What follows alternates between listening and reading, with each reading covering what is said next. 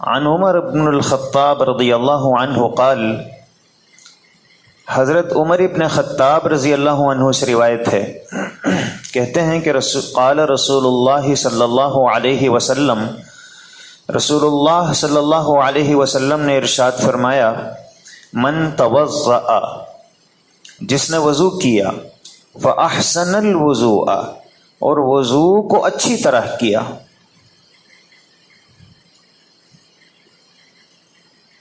ایک ہے وضو کرنا اور ایک ہے وضو کو اچھی طرح کرنا، وقت اتنا ہی لگتا ہے،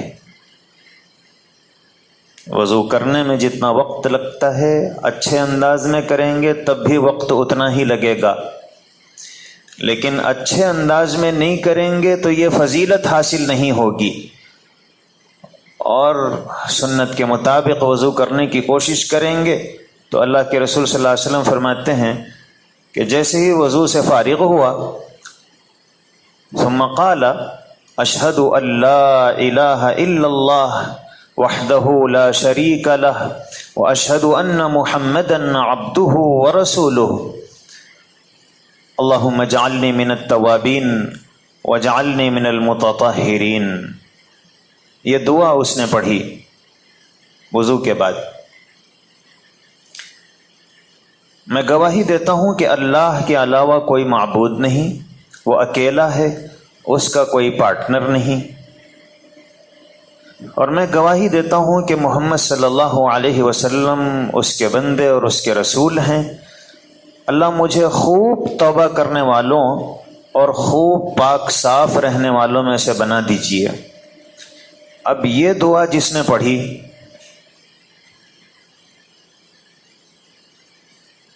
دیکھیے جیسے ہی ہم وضو کرتے ہیں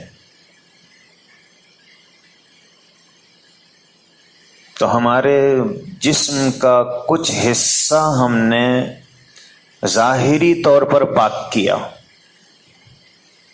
آپ نے ہاتھ دھوئے، ہاتھ پاک صاف ہو گیا، دوسرے اعضاء کو آپ نے دھویا، جسم پاک ہوا۔ اب اللہ کے رسول صلی اللہ علیہ وسلم دعا سکھا رہے ہیں کہ اللہ میرے اختیار میں اپنے جسم کو پاک کرنا تھا، میں نے کر لیا، روح کو پاک کرنا آپ کے ہاتھ میں ہے، اس لیے آپ میری روح کو پاک کر دیجئے۔ اللہم اجعلنی من التوابین۔ تو ظاہری پاکی کے بعد باطنی پاکی کے لیے اس بندے نے دعا کر لی، اللہ توبہ کرنے والوں میں سے بنا دیجئے۔ تو اللہ کے رسول صلی اللہ علیہ وسلم فرماتے ہیں کہ اس بندے کو تو فکر ظاہری پاکی کے ساتھ روحانی پاکی کی بھی ہے کہ گناہ بھی نہ رہیں، تو پھر فتحت لہ ثمانیۃ ابواب الجنہ، جنت کے 8 دروازے بھی اس کے لیے کھول دیے جاتے ہیں، ایک دروازہ نہیں، پورے 8۔ یدخل من ایہا شاء، وہ جس دروازے سے چاہے جنت میں داخل ہو جائے۔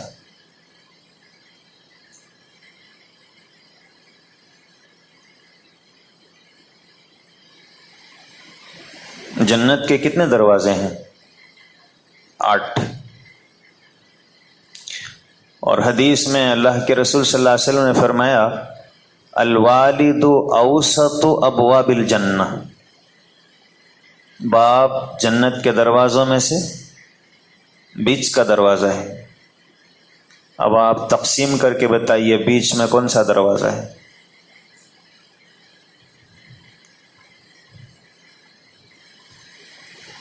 بھی 8 کو آپ تقسیم کیے، 4 ادھر 4 ادھر، بیچ میں رہتا دروازہ۔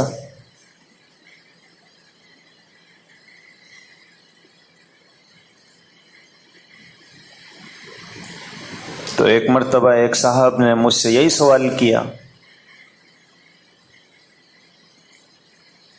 تو میں نے ان کو بس اللہ دل میں ڈال دیے، تو اللہ نے دل میں بات ڈالی۔ میں نے کہا کہ دیکھیے یہاں اوسط ابواب الجنہ کا مطلب درمیانی دروازہ نہیں بلکہ مین گیٹ ہے. کہ ہمارے گھر میں کئی دروازے ہوتے ہیں لیکن اس میں ایک مین انٹرنس ہوتا ہے، سب سے بڑا گیٹ. تو حضور یہ نہیں کہہ رہے ہیں کہ جنت میں بیچ کا جو دروازہ ہے وہ ہے باب. حضور یہ کہہ رہے ہیں کہ جنت میں جانے کے جتنے راستے ہیں ان میں سب سے بڑا جو راستہ ہے اور مین جو گیٹ ہے وہ باب ہے. تو اب آرٹ بھی رہے تو ہم بتا سکتے ہیں کہ سب سے بڑا.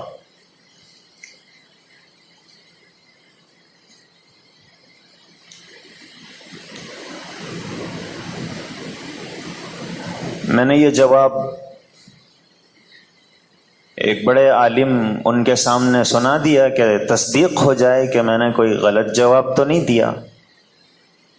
تو انہوں نے کہا کہ عالم باشد کے چپ نہ شود.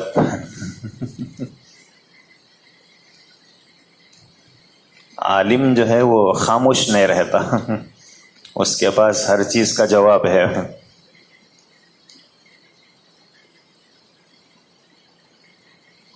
ہمارے پورے ملک کے بڑے علماء میں حضرت مولانا خالد سیف اللہ رحمانی صاحب دامت برکاتہم ہیں. تو ایک مرتبہ ان سے کسی نے پوچھا کہ حضرت یہ جہاز میں جتنے کیلے ہوتے ہیں، پہلے جو جہاز ہوتا تھا لکڑیوں سے تختوں سے بنتا تھا تو درمیان میں کیلے ٹھونکتے تھے، تو پورے جہاز میں بے حساب کیلے.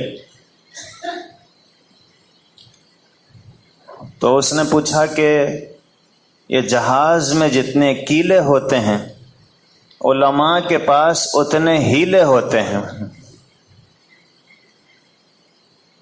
کہ کچھ بھی کرے تو آپ بولے ایسا کہ بولے تو نہیں، اس کا یہ ہے مطلب.